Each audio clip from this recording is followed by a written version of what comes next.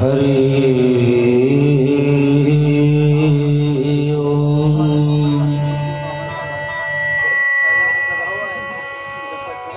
अखंड मंडलाकारं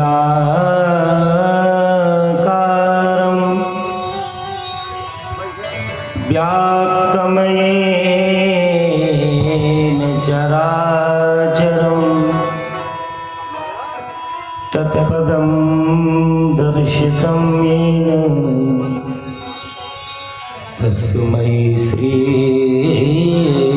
गुरवे नमः। वर्णानामर्थसंज्ञानां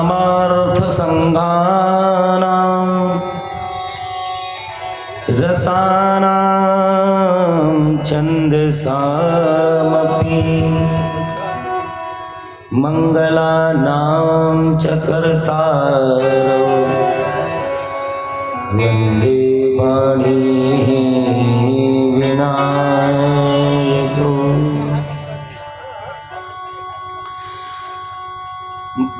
माता रामो मत्पिता रामचंद्र, स्वामी रामो मत्सखा रामचंद्र,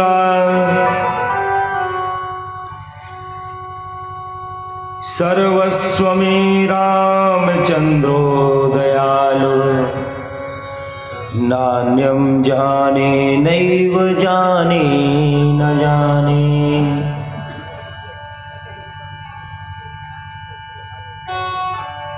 भवानी शंकरो वंदे श्रद्धा विश्वास रूपिणो, याभ्यां विना न पश्यन्ति सिद्धा स्वान्तस्वमीश्वरम्।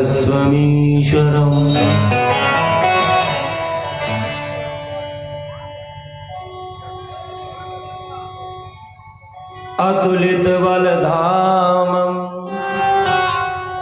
हेमशैलावदेहं, दनुजवन कृशानुं ज्ञानिनामाग्रगण्यं, सकल गुण निधानं वानराणामधीशं, रघुपति प्रिय भक्तं वात जातं नमामि।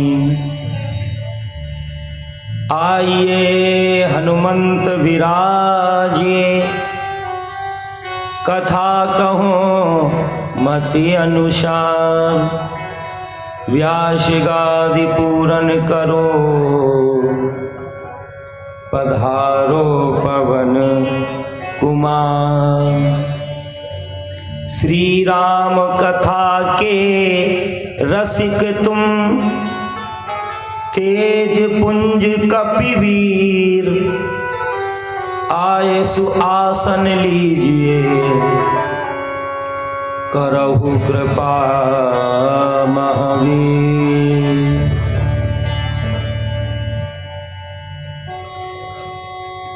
या देवी सर्वभूतेषु शक्ति रूपे संस्थिता, नमस्तस्यै नमस्तस्यै नमस्तस्यै नमो नमः। कर्पूर गौरम करुणावतारम, संसार सारं भुजगेन्द्रहारं,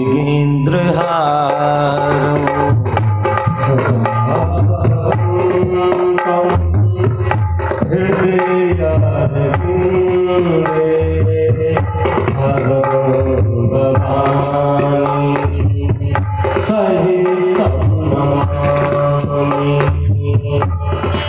नीलाम्बुजे श्यामल कोमलांगं, सीता समारो एक वाम भागं।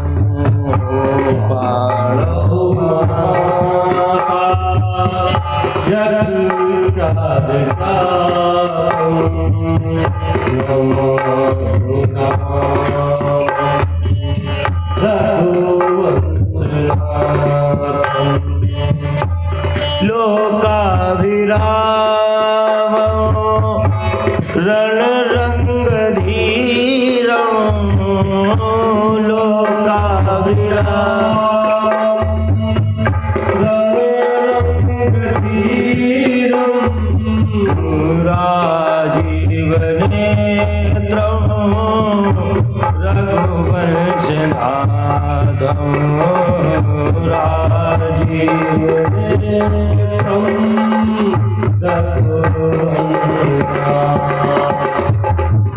कारुण्यरूपं करुणाकरन्तं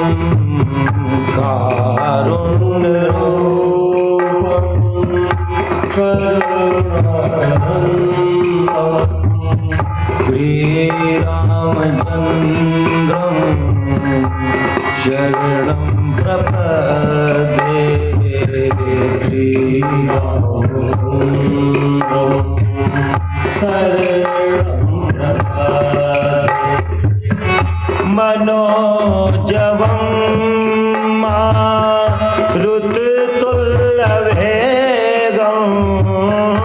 मनोजवं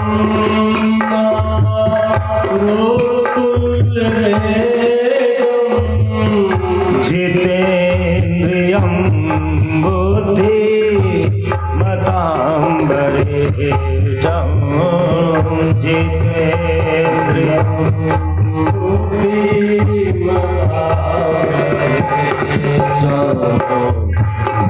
वातात्मजं वानरयुतमोऽप्यं वातात्मजं वानरयुतमोऽप्यं श्रीरामदूतं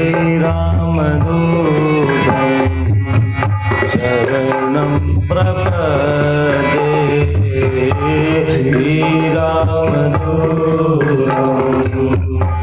शरणं प्रपद्ये श्रीरामदूतं शरणं प्रपद्ये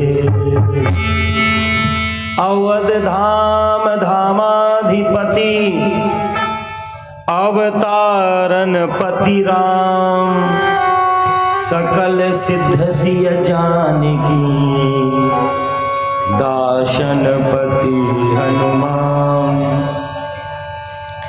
चित्रकूट में रमि रही मन अवध नरेश जा पर विपदा परत है सो आवै यह दे।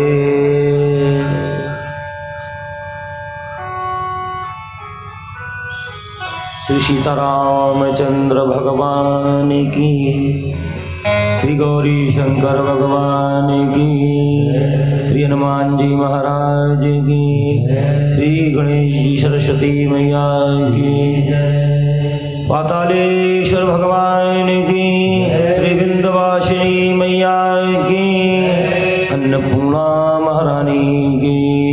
जय जय श्री सीता श्री रामचरितमानस भगवान की। पूज्य गोस्वामी तुलसीदास महाराज की।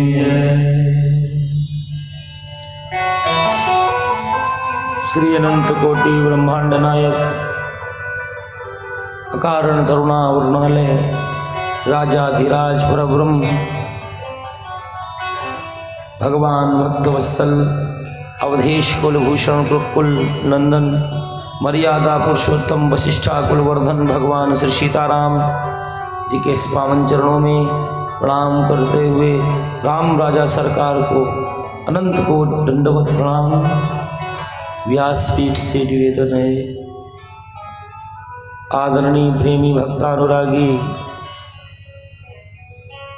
आदरणीय अर्चनीय वंदनीय माताएं बहनें, पुष्प वाटिका के खिले दिखिले प्रसून प्यारे बच्चों, विश्राम दिवस है आज इस कथा का।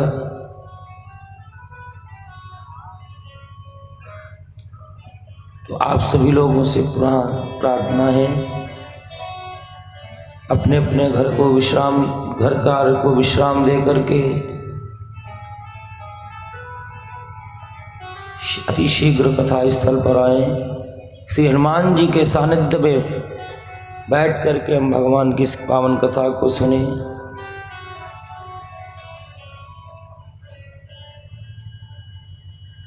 आइए आज की इस कथा का शुभारंभ करते हैं। इसके पहले सरकार के श्री चरणों में निवेदन, मंगलाचरण के द्वारा अपने मन वाणी को पवित्र करते हैं, अपने इस जीवन को, इस हृदय को पावन बना करके मंगलाचरण से भगवान की अमृतमय कथा सुने।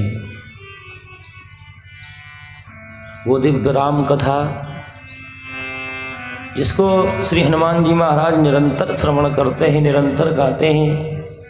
हमारे भगवान शशांक शेखर, भगवान महादेव जिस कथा का नित्य प्रति गान किया करते हैं, हम लोग बड़े भाग्यशाली हैं जो निरंतर इस कथा का रसपान कर रहे हैं, गान कर रहे हैं। तो आए मंगलाचरण के माध्यम से इस कथा का गायन करते हैं। जय जय राम कथा, जय श्री राम कथा, इसे श्रवण कर मिट जाती है, इसे श्रवण कर मिट जाती है जन्म जन्म की व्यथा। जय जय राम कथा, जय श्री राम कथा, जय जय राम कथा, जय जय राम कथा, जय श्री राम कथा।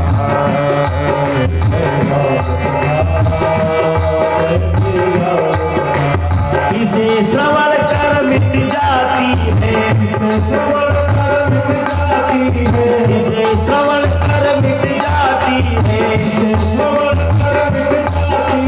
जन्म जन्म की व्यथा। जय जय राम कथा, जय श्री राम कथा, जय श्री राम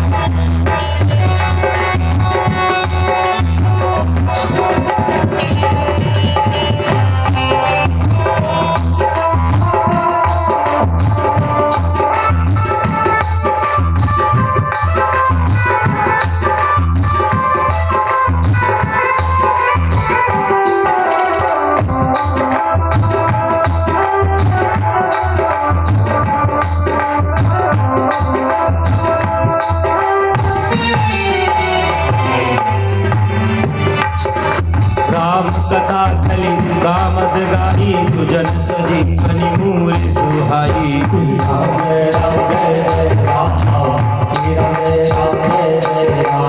बुध विश्राम सकल जन रंजन, राम कथा चली कलुष विभंजन।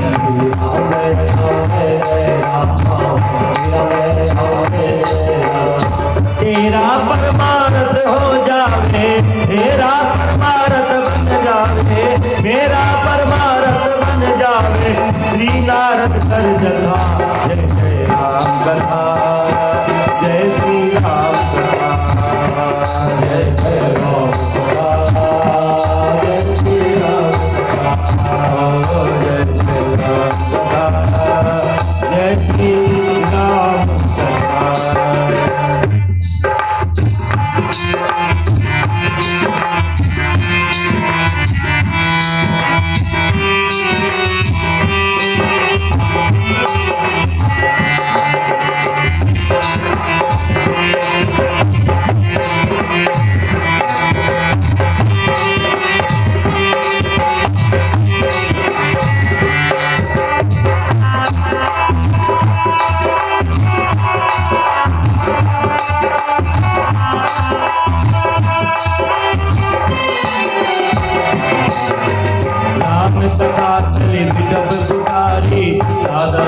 गिरिराज कुमारी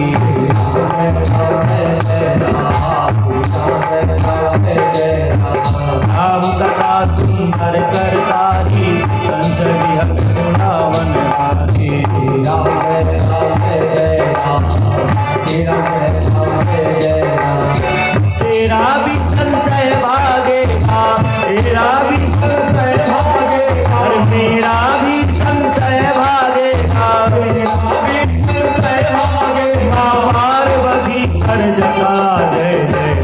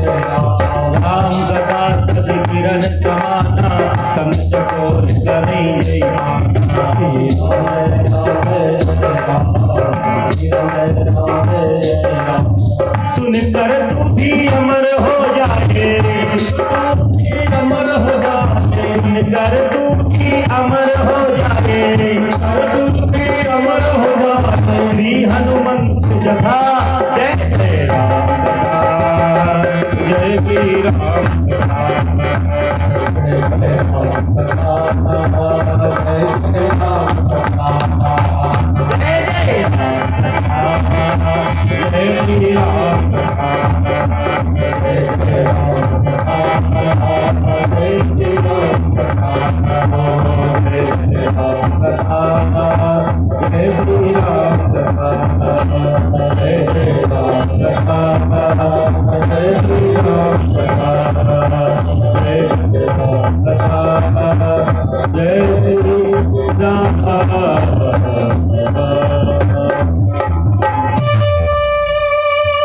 श्यावर रामचंद्र भगवान की श्री रामचरितमानस भगवान की वीर हनुमान जी महाराज की जय जय श्री सीता।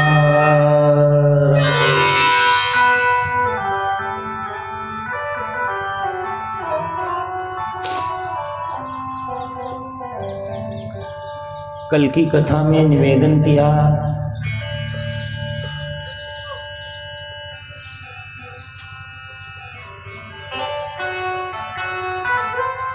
भगवान श्री राघवेंद्र सरकार और महामाई जगज्जननी मैया जानकी का विवाह उत्सव बनाया। इस कथा को हम सभी ने श्रवण किया।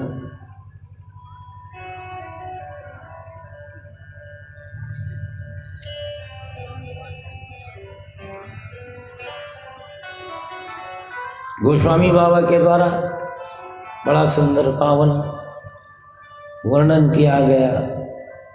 इस कथा को हम सभी ने श्रवण किया। निज गिरा पावन करन कारण राम जस तुलसी कहो रघुवीर चरित अपार आर कवि गौरे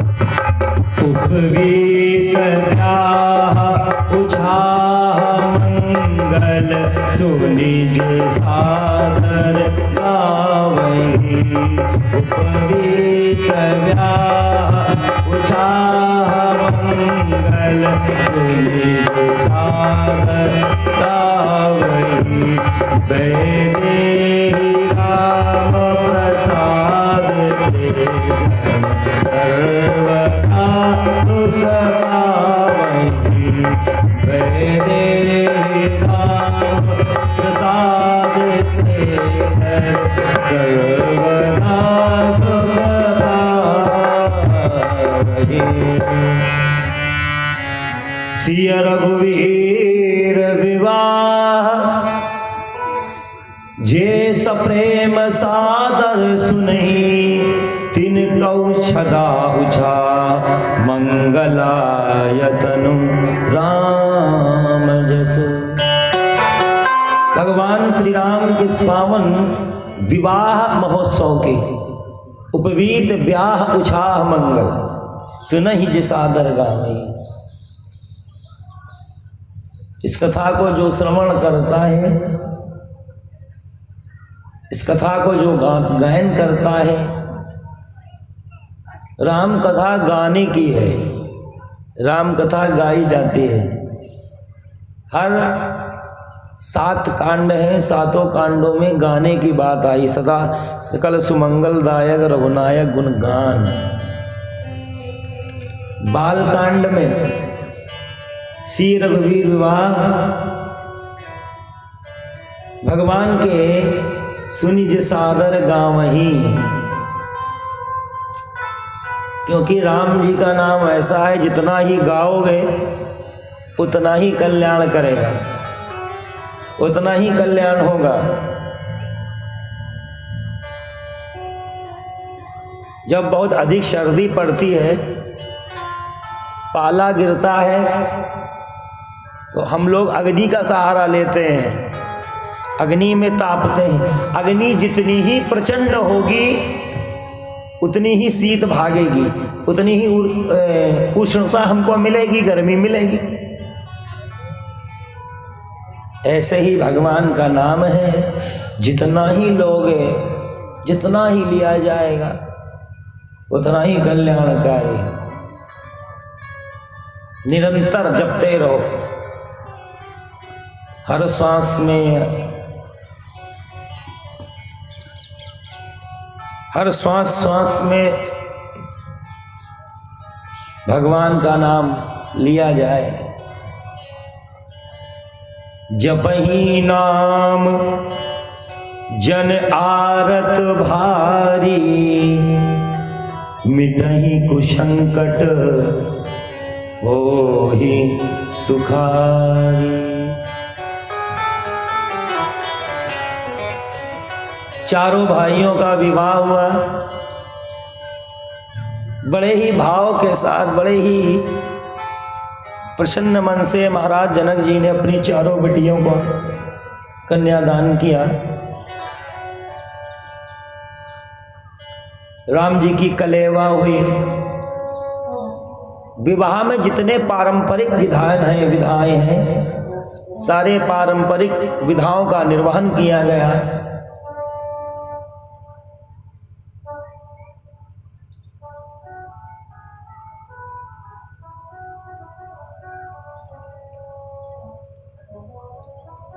विदाई की बेला आई, चारों बेटियों को विदा कर रहे हैं महाराज जनक। एक विदाई की बेला ऐसी बेला है, ऐसा समय है जिसके जीवन में कभी भी आंखों में आंसू नहीं आए। उस पल के लिए, उस क्षण के लिए उसकी भी आंखें, उसके भी नेत्र आंसुओं से भर जाते हैं। एक पिता जीवन भर नहीं रोता, एक पिता जीवन भर नहीं रोता, लेकिन जब अपनी बेटी को विदा करता है, बेटी की विदाई करता है, कितना भी पत्थर दिल, पत्थर हृदय वो पिता का इस पिता की आंखों में आंसू आ जाते। जिस बेटी को इतने लाड़ प्यार दुलार से पाला, आज हमारी बिटिया रानी हम सबको छोड़ करके चली जाए।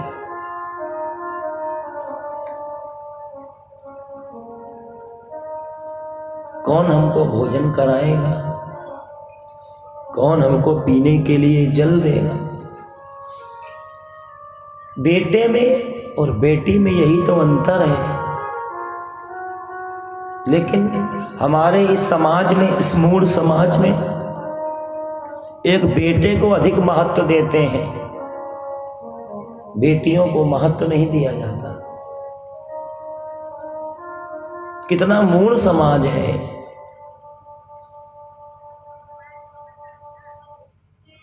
बेटा लायक होता है ना तो एक पिता के ही कुल को तारता है, लेकिन बेटी अगर लायक है पिता के कुल को और पति के कुल को, दोनों कुल को तार देती है। पिता दुखी हो जाता है जिस समय अपनी बेटी का विदाई करता है। कोई पिता नहीं चाहता कि मेरी बिटिया, कोई पिता नहीं चाहता कि मेरी बिटिया हमको छोड़ करके जाए। लेकिन विधि का विधान यही तो समझा रही है माता जानकी, पिताजी रोइए मत, मत रो, हम तो पराए धान है मैया, विधना की अमिट लकीर।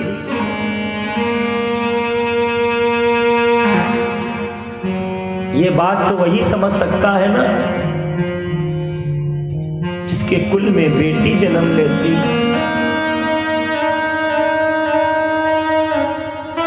जिसके घर में बेटा है वो भाग्यशाली है, और जिसके घर में बेटी है ना वो सौभाग्यशाली है। बेटियां बड़े सौभाग्य से मिलती है प्यारे।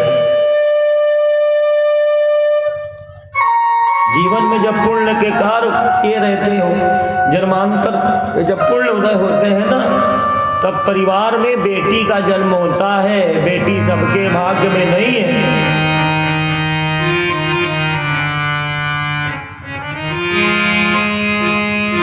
पिता सोचता है, जब एक पिता सुबह से निकल जाता है और शाम को घर लौटता है, बेटे से पानी मांगता है, बेटा पानी नहीं देता। मांगने पर भी बेटा एक गिलास पानी अपने पिता को नहीं देता। और वही बिटिया वो देखती है कि मेरे बापू आ गए, मेरे पिताजी आ गए, तो दौड़ करके लोटे में जल भर करके लाती है। पिताजी आप प्यासे होंगे, जल पी लीजिए, रुक जाइए, पिताजी आपको भूख लगी होगी। भोजन का थाल लगा करके लाती है, पिताजी भोजन कर लो। ये होती हैं बेटियां। आप कुछ दें अन्यथा न दें। आप संपत्ति का बंटवारा जब करते हो ना, आपके बेटे आपसे लड़ लड़ करके आपकी संपत्ति बंटवा लेते हैं। वहीं आपकी बेटी खड़ी होती है तो मुंह से कुछ नहीं बोलती।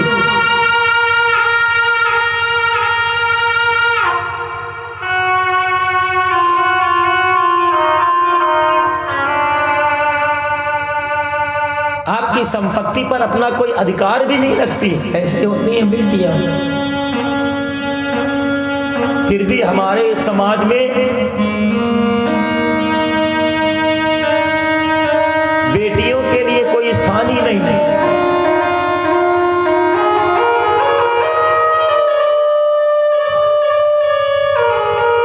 पहली बात, बेटियों का जन्म ही नहीं होने देते। ऐसा मूढ़ समाज। कदाचित अगर बेटी ने जन्म ले लिया तो दुख मनाते हैं, बिटिया भाई है बिटिया।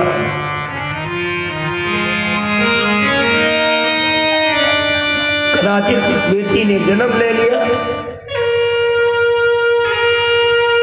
विवाह के बाद उसको मरने पर मजबूर कर देते हैं। तुम्हारे पिता ने ये नहीं दिया, तुम्हारे पिता ने वो नहीं दिया, तुमने ये नहीं दिया। हमारी समाज धन के लोलुप, धन के कुछ लोभी बेटियों को मरने पर मजबूर कर देते।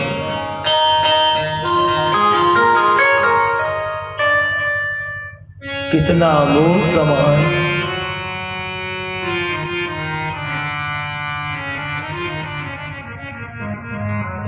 जिसने कन्या जाई नहीं, वो कन्या का सुख क्या जाने। जिसने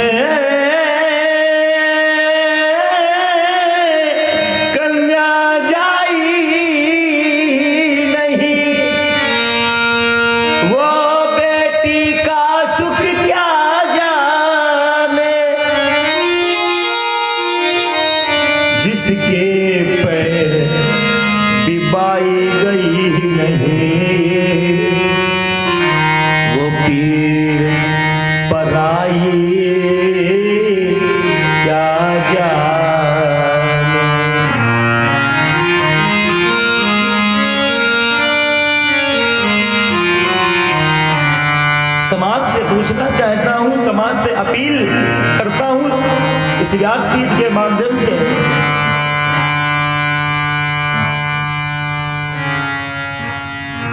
जो लोग इस कथा को सुन रहे हो, चैनल के माध्यम से देख रहे हो, सभी से करजोर अपील है, अपनी बेटियों में कोई दुराभाव मत रखे प्यारे। जो कार्य बेटी कर सकती है, हो सकता है वो कार्य आपका बेटा ना कर पावे।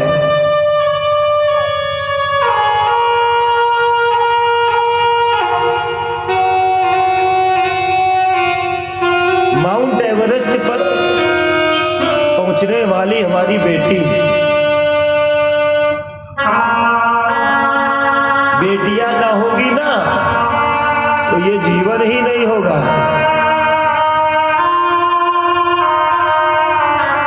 बेटी कन्या के जन्म जब होता है ना घर में, कैसा मुंह बनाते हैं 10 कोने का, बिटिया भाई बिटिया भाई। अरे जिस दिन बेटी नहीं होगी तो कहां से लाओगे लड़के, कहां से पैदा होंगे बेटे।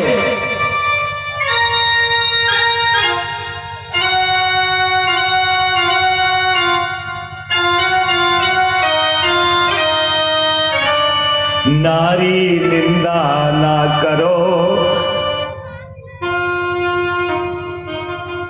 नारी नर की खान, नारी से नर होत है ध्रुव प्रहलाद समान। महाराज जनक पकड़ पकड़ करके सिसक सिसक रो रहे, अरे प्यारी ए मेरी दुलारी, मुझे छोड़ करके तू चली जाएगी।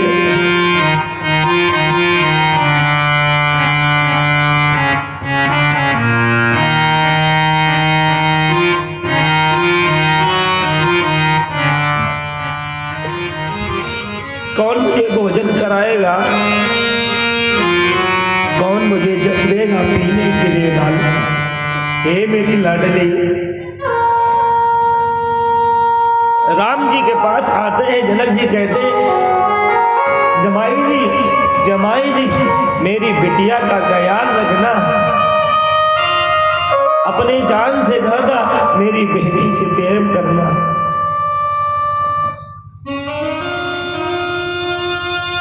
आज एक बिटिया अपना घर छोड़ करके तुम्हारे भरोसे पर आई है, तुम्हारे साथ रहने, तुम पर विश्वास किया, तुम्हारे परिवार पर विश्वास करके आई।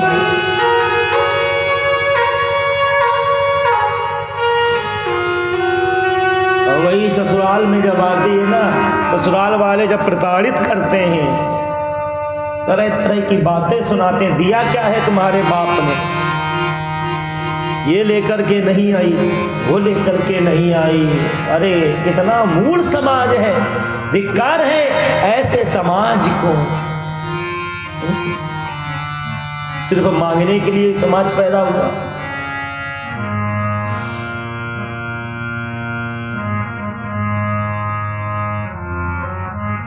बेटा जहां है, आत्मा हो तुम धरा की। बेटा बेटा महाराज जनक कहते हैं, आत्मा हो तुम धरा की, परमात्मा तेरा पति हो।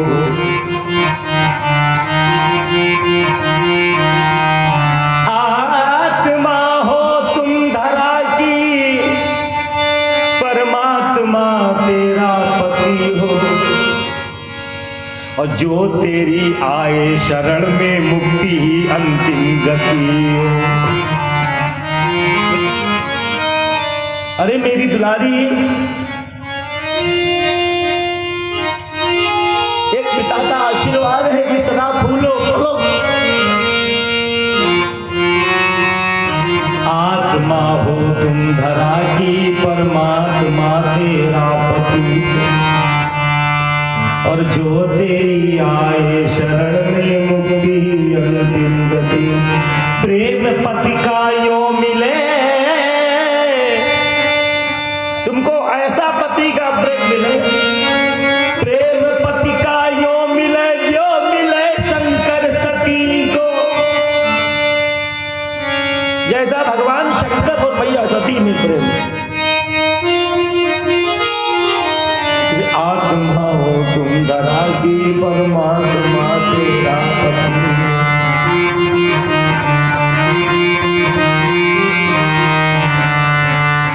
बेटी जहां भी रहो, खुशहाल रहो। समय समय पर अपने अपने अपने पिता को याद करते रहना बेटी।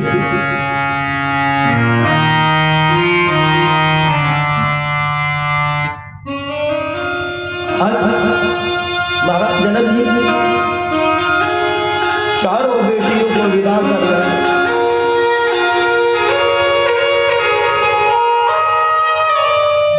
महाराज जनक दशरथ महाराज के चरणों में गिर गए, उठा लिया, बोले हे समधी, आप हमारे चरण के लायक नहीं है, आप तो हमारे हृदय के लायक।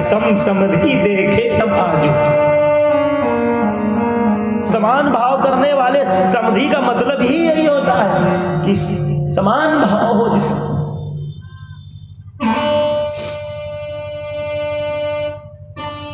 ये भाव नहीं कि हम अपनी लड़का की ससुराल गए, हमारे समधी ने हमारे पाँव नहीं छुए, नहीं छुए तो नहीं छुए। समधी का मतलब जिसका रिश्ता बराबर का हो, समधी।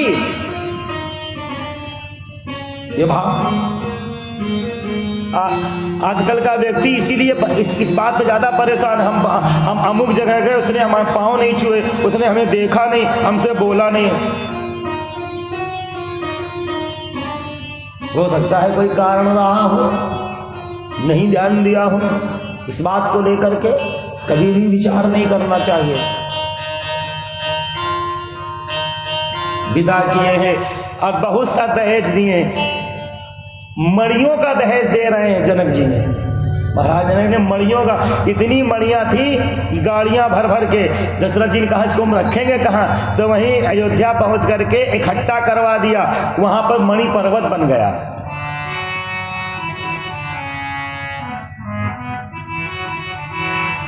भगवान श्री राम परमात्मा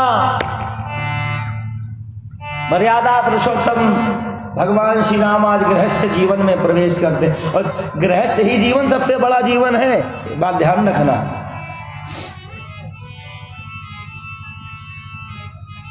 गृहस्थ जीवन में रह करके जो तप करे, साधना करे, योग करे, पूजा करे, वही सबसे बड़ी है।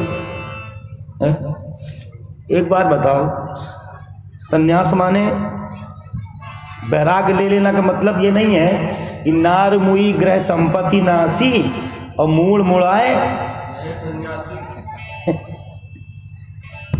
घर छोड़ दो, पत्नी को छोड़ दिए, पर पत्नी मर जाए और बोले अब कोई है नहीं, चलो बाबा जी बन जाओ। और बहुतेरे ऐसे हैं कि पत्नी बच्चे सबको छोड़ कर बाबा जी हो जाए। अच्छा, बाबा जी मिले में कोई शांति है क्या बनने में? बाबा जी बन जाओ फिर भी शांति नहीं है। एक फलाने घर गए थे, पाने हमें दक्षिणा नहीं दी, ले सबसे बड़ी अशांति तो इसी बात की है ना। सब हमें लगता है गृहस्थ जीवन में इतना दुख नहीं जितना बाबा जी में। बाबा जी की देखो सबसे ज़्यादा दुख। आज जाओ अगर एक गिलास पानी ना पूछो, देखो नाश कटाऊ ने पानी नहीं पूछो, अब श्राप दे दें कहो। हाँ, ये बढ़िया विचित्र विडंबना है। गृहस्थ जीवन सबसे बड़ा जीवन। जिसने गृहस्थ जीवन में साधना कर ली, गृहस्थ जीवन में योग तप कर लिया, सब हम गृहस्थ जीवन की सबसे बड़ी जिम्मेदारी क्या है पता है? अपने बच्चों का पालन पोषण करना, अपने परिवार का पालन पोषण करना, यही सबसे बड़ी पूजा है। बच्चा भूखा है, आपका पति भूखा है और आप मंदिर में जाओ शंकर जी का जल ढा रहे हैं और बच्चा रो रहा है दूध के मारे। भगवान भी इस पूजा को स्वीकार नहीं करते। ध्यान रखना, माताओं को देखें, पति बेचारा भूख से कहो कल्ला आ जाए, हाँ कहो बीपी लो हो जाए, गिर पड़े बेहोश होके, बोले हम पूजा करके आएंगे तब ही बनाएंगे पराठा आलू के, चाहे तुम मर जाओ भूखन। ये पूजा नहीं है। उस पूजा को देवता नहीं स्वीकार करते हैं। पत्नी के लिए उसका भगवान पति है और पिता के लिए उसके लिए सबसे बड़ी जिम्मेदारी पत्नी और उसके बच्चे हैं। अपने गृहस्थ जीवन का निर्वहन करते हुए तब भगवान के चरणों में लगाओ, वो कल्याणकारी है। ऐसे नहीं बच्चों को छोड़ दिए, पत्नी को छोड़ दिए, पति को छोड़ दिए, पहले हम सुंदर कांड कर लेंगे तब हम भोजन बनाएंगे। तो ये कहाँ का विधान है? क्या हनुमान जी महाराज हमारे सरकार सुंदर कांड को सुनेंगे? वो यही सोच रहे होंगे जितने जल्दी यहाँ से भाग जाइए। इसका बच्चा रो रहा है, इसका पति भूख से गिलगिला रहा है, थका हारा है, उसको पत्नी की जरूरत है, बच्चों को माँ की जरूरत है, और यह आकर के हमारा पाठ कर रही है। यही तो लोग समझते नहीं है। इसलिए जीवन का सबसे बड़ा, हमारे गृहस्थ जीवन का सबसे बड़ा दायित्व है पहले बच्चों को देखना, अपने परिवार को देखना, इसके बाद भाई इसमें रह करके जीवन में रहना कैसे है? कमल की तरह रहो आप, कमल का फूल। जैसे कमल का पुष्प देखा है ना, जल में रहता है लेकिन जल का प्रभाव कमल पर नहीं पड़ता। कमल के फूल के ऊपर कितना भी पानी डालो आप, पानी ठहरेगा ही नहीं। इसी तरह से रहना है, रहो संसार में लेकिन संसार का प्रभाव आपके जीवन में ना पड़े। वही जीवन सबसे श्रेष्ठ जीवन माना गया है, गृहस्थ जीवन। गृहस्थ जीवन में रह करके उपासना करें। अब भाई गृहस्थ जीवन है, आपको दायित्व मिला है, अब 10-10 घंटा बैठ के समाधि लगा के बैठोगे तो पत्नी तो डपटेगी। जब ये सब करना तो काहे हमें लेके आए, काहे ब्याह करो? सही बात। एक घड़ी आधी घड़ी आधी में पुनिया, तुलसी संगत साधु की हरे को टकरा। गृहस्थ जीवन में रह करके आपने अगर जीवन का गृहस्थ का पालन करते हुए आपने अगर 10 मिनट आधा घंटा इतना भी पूजन पाठ कर लिया, इतना भी नाम ले लिया तो वही बहुत है आपके लिए।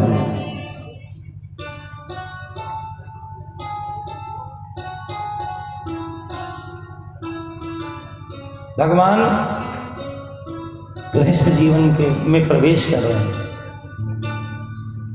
विश्वामित्र महाराज देखो, संत का प्रभाव देखिए आप। संत दुगुना नहीं चौगुना करके भेजता है। एक बार करके तो देखो, संतों का साथ करके देखो। राम जी गए कितने थे? 2, और आए कितने साथ में? 8। समझिए, ये प्रभाव है संत की कृपा का। संतन के संग लाग री तोरी अच्छी बनेगी, लेकिन संत हो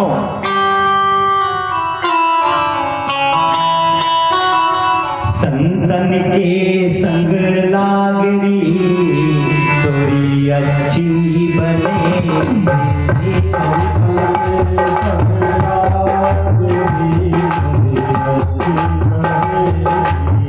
संतन के संग लाग री तोरी अच्छी बनेगी।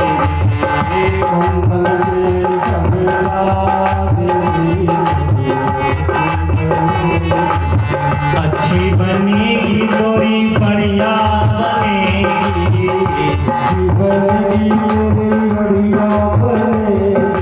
अच्छी बनेगी तोरी बढ़िया बनेगी।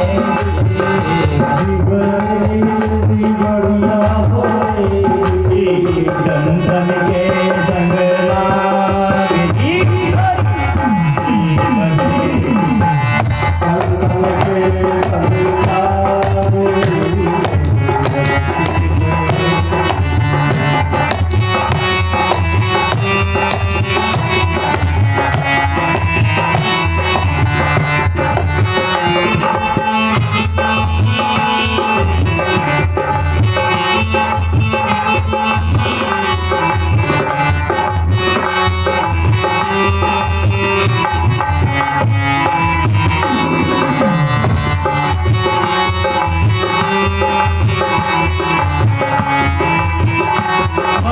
ऐसा भी नहीं है, संतों के साथ कमाई भी बहुत। कमाई का है संतन के संग खूब कमाई।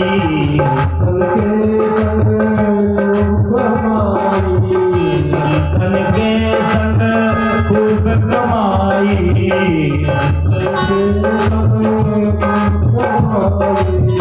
ओए तेरो बड़ो भाग री तोरी अच्छी बनेगी।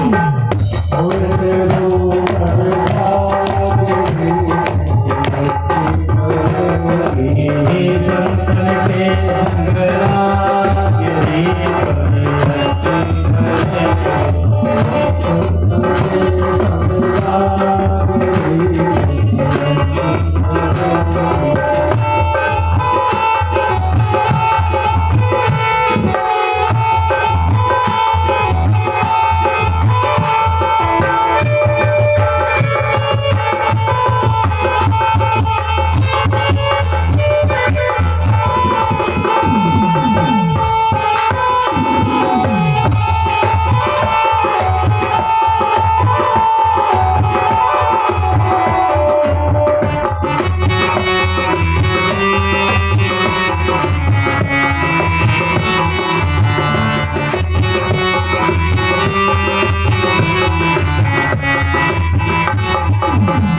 हंसा की गति हंसा जाने।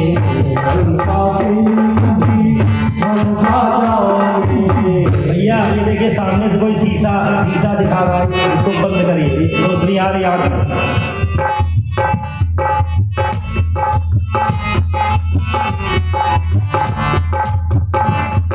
काहे को भैया, काहे को मार रहे हैं रोशनी?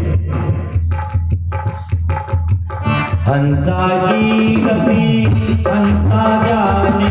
हंसा की गति हंसा जाने। हंसा की गति हंसा जाने। हंसा जाने हंसा जाने। का जाने कारो कागरी तोरी अच्छी बनेगी।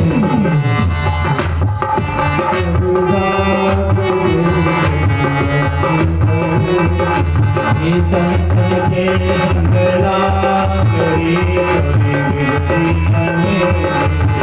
संतन के संग लाग री तोरी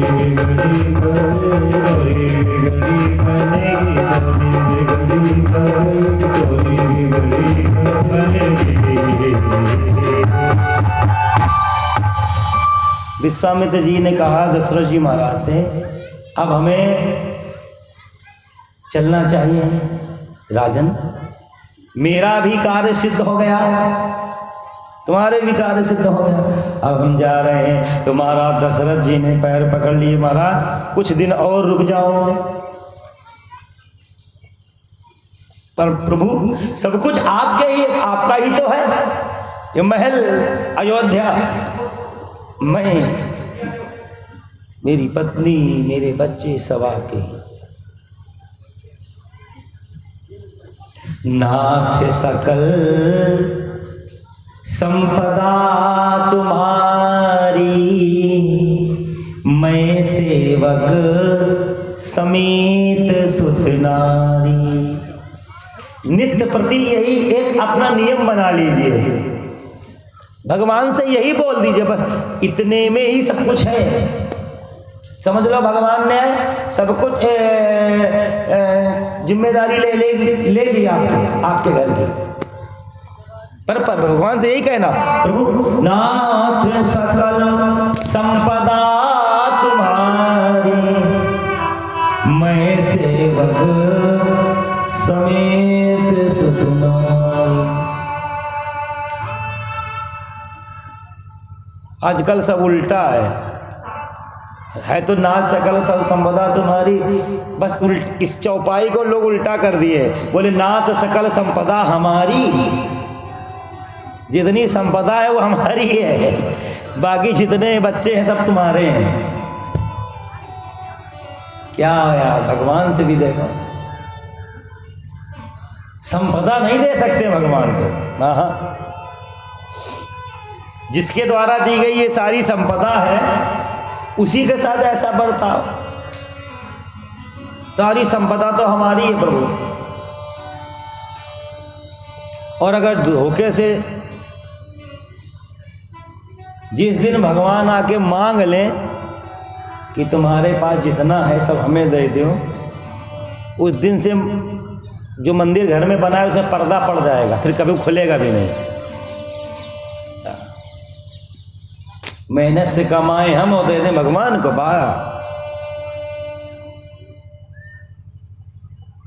जितना दोगे ना बैंक में जमा करोगे तो दुगना मिलेगा,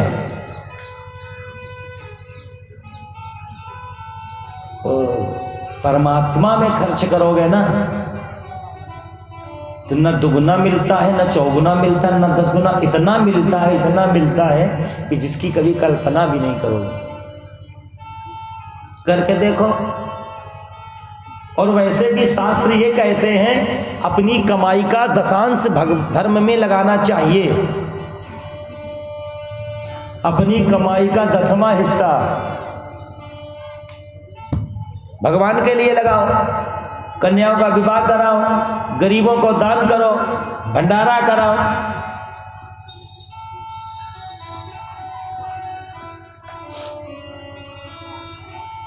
करके देखिए, तुरंत लाभ। बैंक में 7.5 साल में दुगना होगा, लेकिन यहां पर तुरंत। भगवान भी कहते हैं मेरे लिए एक खर्च करके तो देख, तेरे लिए कुबेर के भंडार न खोल दूं तो कहना। मेरे लिए एक आंसू बहा करके तो देख, तेरे लिए अपने आंसुओं का सागर न बहा दूं तो कहना। तू एक बार मुझको अपना कह करके तो देख, मैं सदा के लिए तेरा होकर के न बन जाऊं तो कहना। एक बार अब करने में क्या जा रहा है? ईश्वर ये मानव, ये जीव अपने बेटे के लिए रोएगा, अपने पति के लिए रोते हैं, पत्नी के लिए रोते हैं, परिवार के लिए रोते हैं, पिता के लिए, माता के लिए, सबके लिए रोते हैं, लेकिन कभी ये जीव भगवान के लिए नहीं रोता।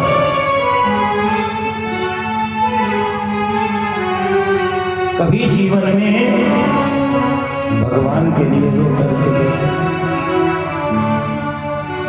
भगवान कहते हैं ना वो मुझे परम प्रिय है, वो मेरे प्राणों के समान प्रिय है। बोले कौन? मेरा भजन करते करते, मेरी कथा सुनते सुनते जिसकी आंखों में आंसू आ जाए।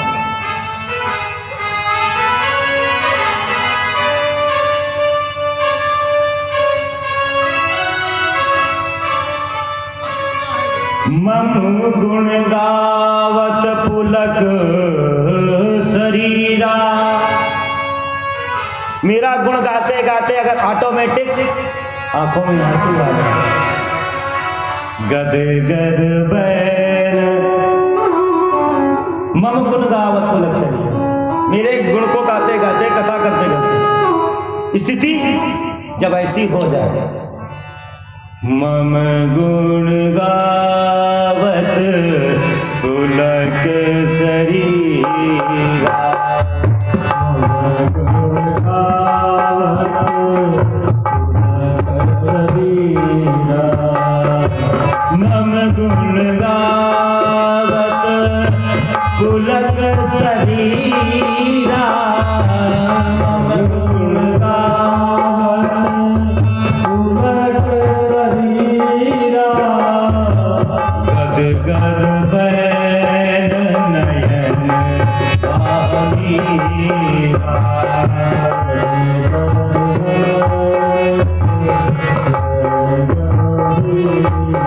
ओ मम गुण गावत पुलक शरीरा। गुण गावत पुलक शरीरा। गद गद बैन नयन बनीरा।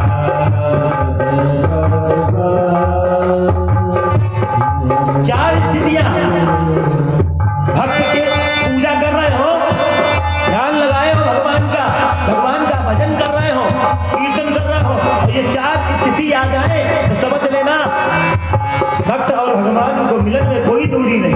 पहली स्थिति मम गुण गावत बोले पुलक शरीरा। भजन करते करते शरीर पुलकायमान हो जाए, रोम खड़े हो जाए, पुलक शरीरा। और फिर बोले दूसरी स्थिति बोले गदगद में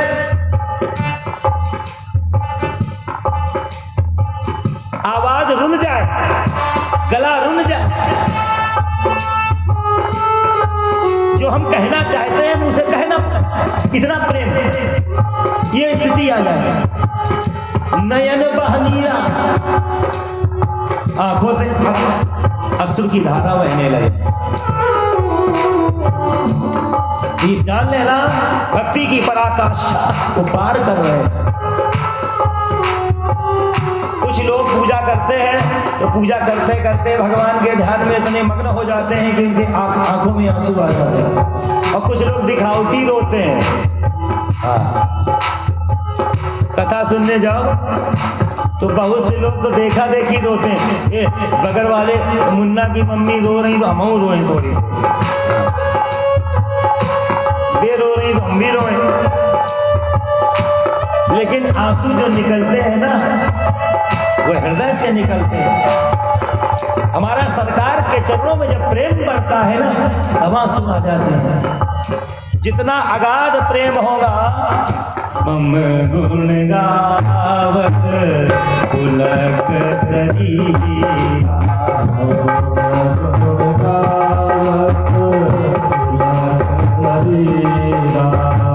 गद गद बैन नयन बहीरा। नयन बहीरा। मम गुण गावत पुलक शरीरा। गद गद बैन नयन बहरा। दशरथ जी महाराज रोने लगे, पांव पकड़ लिए गुरुदेव। नाथ सकल संपदा तुम्हारी, जो कुछ भी संपदा है ना सब आपकी है। बोल मैं सेवक समेत सुत नारी।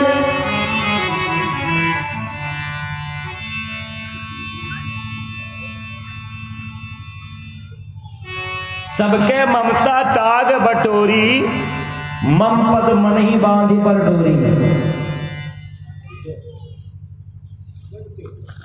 बोले सबके ममता ताग बटोरी। भगवान को यही तो चाहिए, आपका मन, आपका हृदय, आपका प्रेम, आपका स्नेह। पत्नी, बच्चे, सुख संपत्ति, संपदा,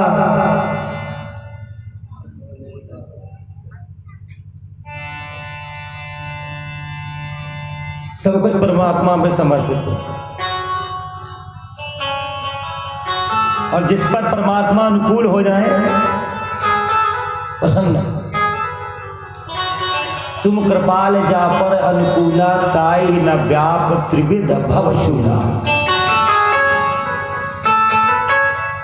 उनकी कृपा प्राप्त करने के लिए भक्ति की पराकाष्ठा को स्पर्श करो। विश्वामित्र महाराज को विदा किए हैं। भगवान माता जानकी के साथ 12 वर्ष अयोध्या रहे हैं। विवाह के बाद 12 वर्ष, कितने वर्ष? 12 वर्ष तक भगवान अयोध्या में रहे। यहीं से अयोध्या कांड का शुभारंभ हुआ।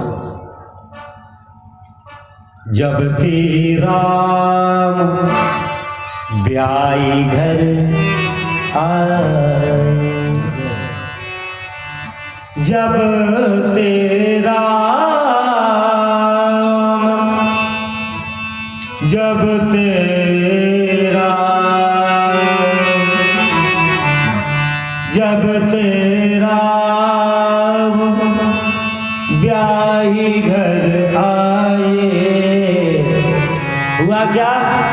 जब से राम ब्याह करके आए, बोले फिर स्थिति, बोले नित नूतन नित नव मंगल मोद बधाई। जो आर्थिक रूप से परेशान हो, पैसा खूब आता हो घर में और पैसा रुकता ना हो, या जिसका व्यापार कमजोर हो गया हो, आपके घर में पैसे की कमी आ गई हो, तो अयोध्या कांड के शुभारंभ की 8 चौपाइयां हैं। इनका नित्य प्रति आप पाठ करें। देखिए कैसे आता है धन आपके पास। आइए पाठ करते हैं कुली चौपाई का। श्री गुरु चरण सरोज रज, ये अयोध्या कांड का प्रथम दोहा। निज मन मुकुर सुधार, वर्णौ रघुवर विमल जस, जो दायक फल चार। अब इस दोहे का अर्थ समझें। वर्णौ रघुवर विमल जस, रघुनाथ जी का जो यश है, रघुनाथ जी की जो कीर्ति है, इसको गाने से क्या होगा? बोले जो दायक फल चार, 4 प्रकार के फल मिलते हैं, अर्थ धर्म काम मोक्ष। ये 8 चौपाइयां, इनका जरूर गान करें जिसको धन की जरूरत हो। और धन की, ऐसा कौन है जिसको धन की जरूरत ना हो? है कोई ऐसा? अच्छा, कितने लोग यहां पर हैं जिसको धन नहीं चाहिए? किसी, सबको चाहिए। हाथ किसी को उठे नहीं, सबको चाहिए। देखो, चाहे दाढ़ी वाले बाबा जी हों, उनको चाहिए। हाँ, बैरागी हो उन्हों को चाहिए, ब्रह्मचारी हो उन्हों को चाहिए, पंडित जी हो उन्हों को चाहिए, राजा हो उन्हों को चाहिए, भिखारी हो। आजकल भिखारी को 10 रुपया तो बाबूजी 10 दे रहे हो। तो धन की आवश्यकता सबको है। सभी लोग पाठ किया करें। जब ते राम ब्याही घर आए,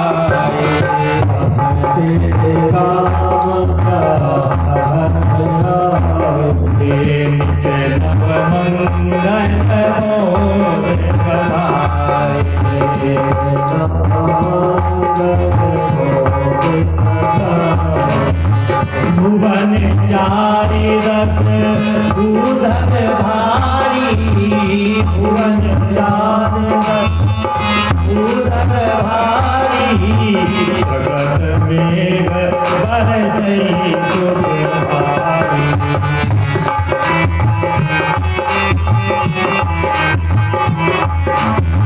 रिद्धि सिद्धि संपत्ति नदी सुहाई, रिद्धि सिद्धि संपत्ति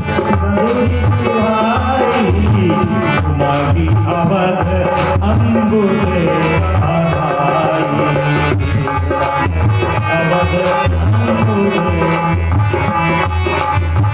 मणिगण मोर नर नारी सुजाति तुझे अमोल सुंदर सत्भाति कहीं न जाई रखो अगर विभूति मनोरथ नहीं विरंती कर सब गुण लोग सुखारी रामचंद्र मुख चंद्र निहारी माधो सब सखी सहे मनोरथ राम रूप गुण राम रूप गुण राम रूप शील स्वभाव अमृत होई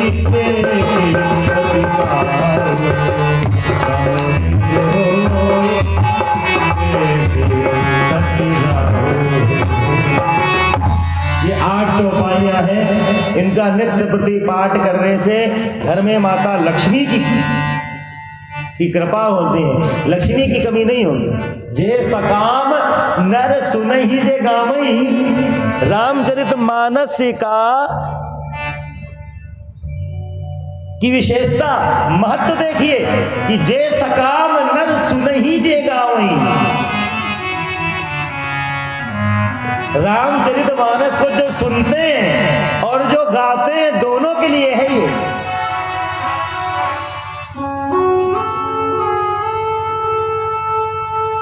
सुख संपत्ति नाना विधि पावई, जे सकाम नर सुनहि जे गावई।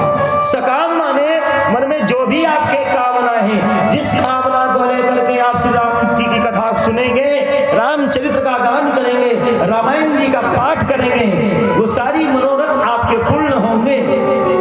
कोई संदेह नहीं है इस कलयुग में। कलिमल हरण मंगल करण तुलसी कथा रघुनाथ की, ऐसी ये कथा है।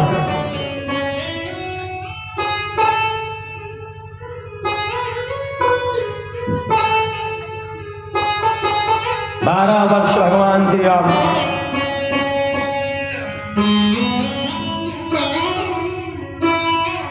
12 वर्ष रहे।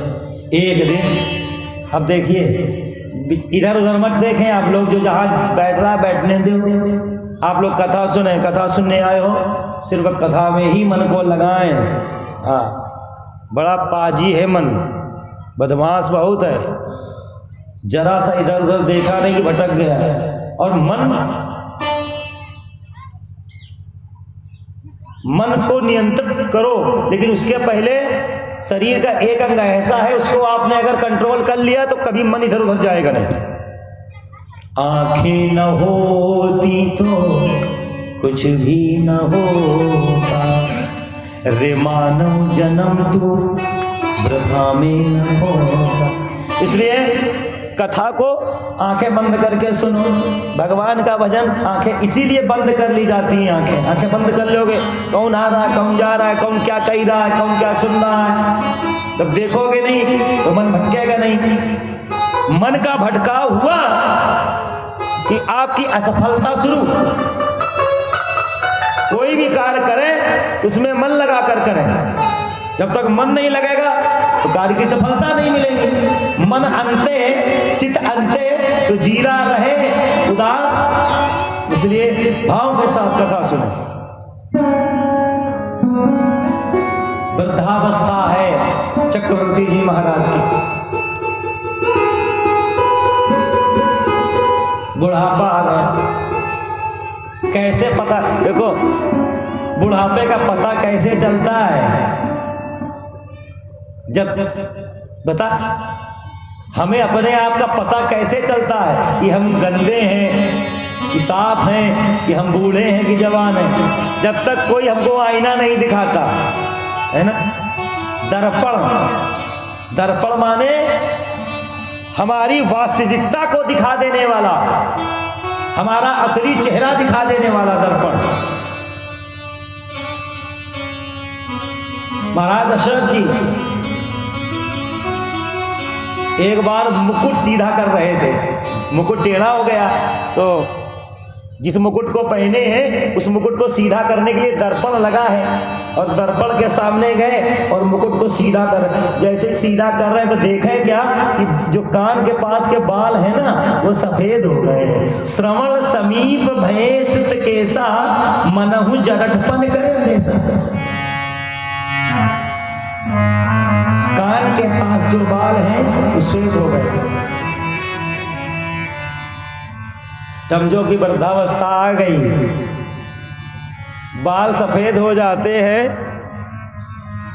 आंखों से कम दिखाई देता, फिर भी लोग अपने आप को बूढ़ा नहीं मानते, ये बूढ़ा ना कह देना हमें।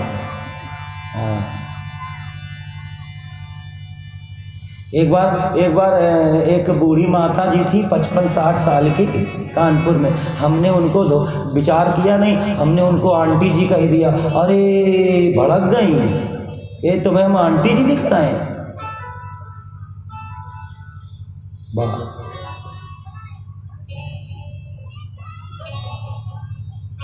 व्यक्ति कभी बूढ़ा नहीं होना चाहता है। बाल सफेद नहीं भय कि आजकल वो कुछ लगाते हैं ना ब्रश से, वो काला काला है, वो कटोरी में घोरेंगे और फिर उसको लगाएंगे, अभी शीशा में देखेंगे करिया भय कि नहीं भय। और आजकल तो ऐसा फैशन चला, फैशन देख लो, कहो लाल कर ले बाल, हाँ ललखर भी जा, अभी कहो हरे कर ले, अभी कुछ लोग सफ़ेद कर ले, अरे पीले। हम तो देखे एक से कार्टून, बाल सफ़ेद भय नहीं कि सीधा डाई। लेकिन महाराज चक्रवर्ती जी के जैसे ही देखा श्रवण समीप भय सुत केसा, उसी समय से सावधान हो जाओ। बाल सफेद होने लगे तो पहली नोटिस आ गई, जान लेना,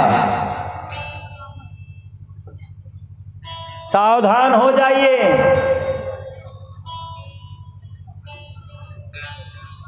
महाराज जी सोच रहे हैं चक्रवर्ती जी, अब ऐसा किया जाए पुत्र को राजगद्दी दी जाए, घर की जिम्मेदारी समर्पित कर दी जाए बेटों को, बहुओं को। यही है नियम भाई, पुरातन काल से यही नियम चला आ रहा है।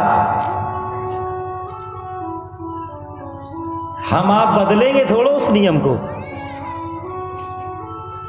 उस नियम को हम कैसे बदल सकते हैं जो पुरातन काल से आ रहा चला आ रहा। देखो, जिसके लड़के बच्चों का विवाह हो जाए, ध्यान दे करके सुनेंगे, है ना, जिनका नहीं भयो है बे मातारी और बप्पा जन पहले सुने, ब्याह कर ले हो, बहुरिया आ जाए, फिर जौन हमारी जितनी माताएं हैं ना, बहू की सासें जौन हिन टेंटे में खोसे राती चाबी, वो निकालें, ले वो बहू समर्पित कर दे। हाँ, ऐसा करना, और तुम्हें फिर बैठे पानी ना मिले तब बताओ। हाँ, लड़ाई तो यही बात की है ना। ये बोले पति से यही बात, बेचारा शाम को आया, अच्छा पति की बड़ी दुर्दशा है, बड़ी दुर्दशा है। संझा के बेचारे लौट के आवे, माता जी अपनी बात लगावे और पत्नी अपनी बात लगावे, बकाकी सुने। माता जी की नहीं सुने तो माता जी को मुंह फूलो, और पत्नी की नहीं सुने तो पत्नी मुंह फुलाए को भवन में लेटी। बड़ी स्थिति खराब, बड़ी स्थिति खराब।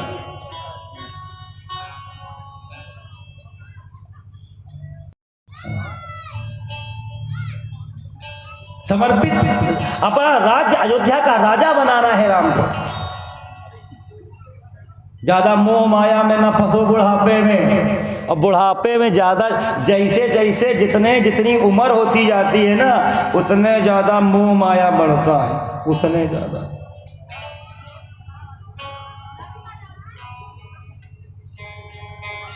एक बुढ़े बाबा थे, उनकी आयु हो गई 90 साल की। और एक दिन हुआ क्या, उनकी हालत ज्यादा गंभीर। हाँ,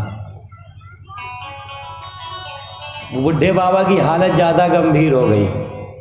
तो हुआ क्या कि जितने उनके बेटे थे सब आ गए, बहुरियाँ आ गईं, उनके नाते रिश्तेदार सब इकट्ठा हो गए कि अब इनकी अंतिम घड़ी है, चलो उनको देख ही आए चल के। बड़े बीमार हैं, 90 साल की उम्र है और खटिया पे लेटे हैं, सांस नहीं ले पा रहे। और सब लड़का बच्चा बहू नाती पोते रिश्तेदार सब इकट्ठा है। तो और लड़का क्या सोच रहे हैं, शायद पिताजी अब मरते समय बताएं वसीयत, हाँ, कि माल कहाँ गड़ा है, कहाँ रुपया रखा है। अंतिम क्षण तक यही विश्वास रहता है कि पिताजी ने अभी तक तो नहीं बताया है कि बैंक में कितने हैं हमारे। हो सकता है अब तो मरने का समय है ना, अब शायद बता दें कि कितने पड़े हैं और कौन से बैंक में है। और उनकी आवाज नहीं निकल रही, बुढ़े बाबा की आवाज नहीं निकल, कुछ बोलना चाह रहे हैं, इशारा कर रहे हैं, बोलना चाह रहे हैं। तो उनके लड़के बच्चे सोच रहे हैं पिताजी कुछ कहना चाह रहे हैं, अरे भैया ले आओ कॉपी पेन ले आओ, शायद लिखने धन के विषय में बताना चाहते हैं कि कहाँ रुपया गड़ा है, कहाँ सोना गड़ा है, जल्दी ले आओ। कोई कह रहा है कि संपत्ति के बारे में बताना चाहते हैं, कोई कह रहा है कि फलाने खेत के बारे में बताना चाहते हैं, इनके खेत और कहाँ। अरे सब अपनी अपनी बुद्धि से दिमाग लगाए, धन के विषय में बताना चाहते हैं। लेकिन वो बुढ़ऊ अचानक देखे कोई मेरी बात सुन ही नहीं रहा है, सब अपनी अपनी लगाए हैं। अचानक चिल्ला पड़े, अरे मूर्खों तुम्हें दिखाई नहीं देता, वो देखो बछड़ा झाड़ू चबा रहा है। वाह, मरते समय भी ऐसी मोह नहीं जाता है, ये माया नहीं जाती। बछड़ा झाड़ू चबा रहा है, वो भी माया है। अरे राम राम, 40 रुपया की झाड़ू चबाया जा रहा है, पांव लटके हैं कगार में, फिर भी हाय मेरा धन, हाय दौलत, हाय खजाना, हाय रुपया। इसी में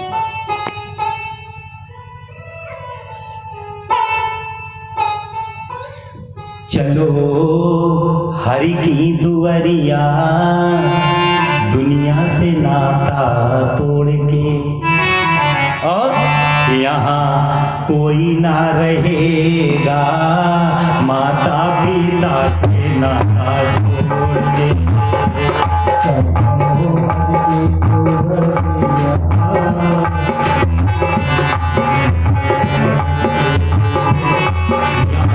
कोई ना रहेगा, माता पिता से नाता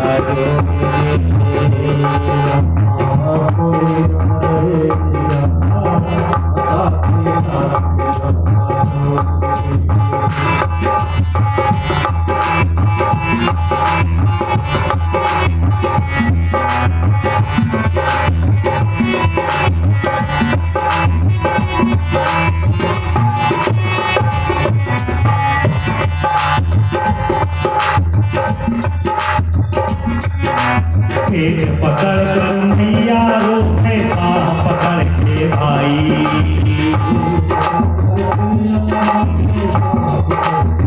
सबके साथ यही होना है, चाहे हम हो चाहे आप हो, कोई भी हो, धनवान हो गरीब हो, राजा हो भिखारी हो, यति हो मुनि हो गृहस्थी हो, कोई भी हो।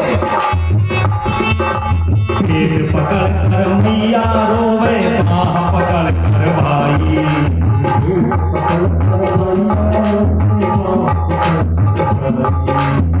पाँव पकड़ कर छोड़त नहीं, पत्नी रोती है पैर को पकड़ लेती है, अरे आप चले गए हमको छोड़कर, पाँव पकड़ कर छोड़त नहीं, रोई रोई कहे लुगाई, पाँव पकड़ कर सैया मत जाके लाल चदरिया छोड़ के।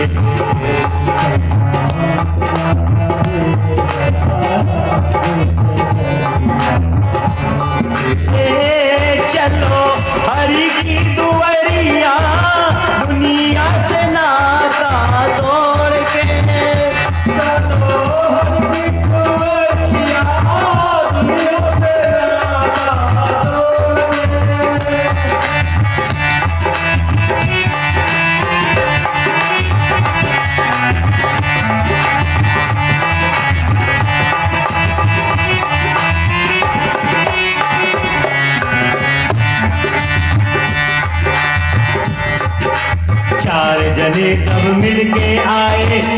करने लगे तैयारी।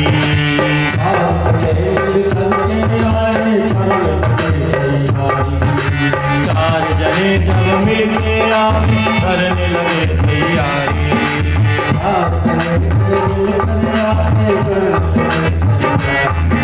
को हाथ को पांव पकड़ कर दिया हमें सवारी।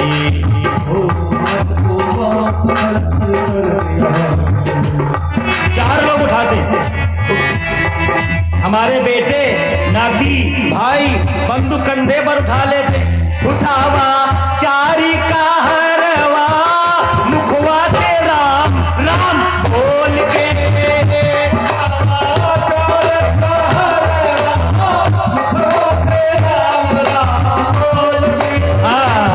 ये देखिए क्या विधा है, जिंदा में राम का नाम याद नहीं आया, मरने के बाद कहते हैं राम राम सत्य है, सत्य बोलो मुक्ति है।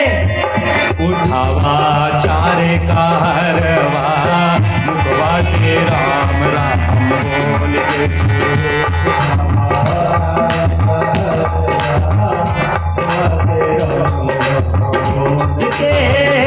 चलो हरि की दुवरिया, दुनिया से नाता तोड़ के।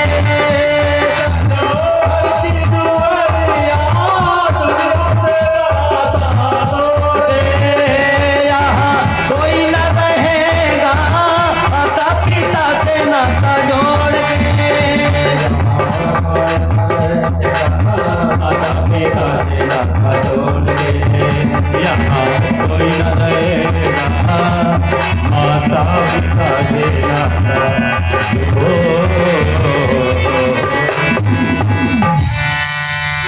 यहाँ कोई ना रहेगा, माता पिता से नाता जोड़ के।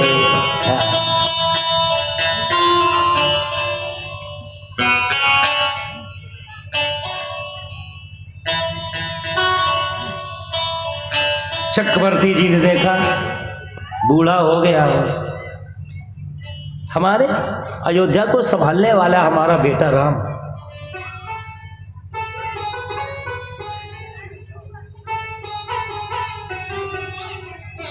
सुमंत्र जी से कहा। गुरु वशिष्ठ जी के साथ में विचार विमर्श हुआ। सुमंत्र जी से कहा कि जाओ घोषणा कर दो, घोषणा ये कर दो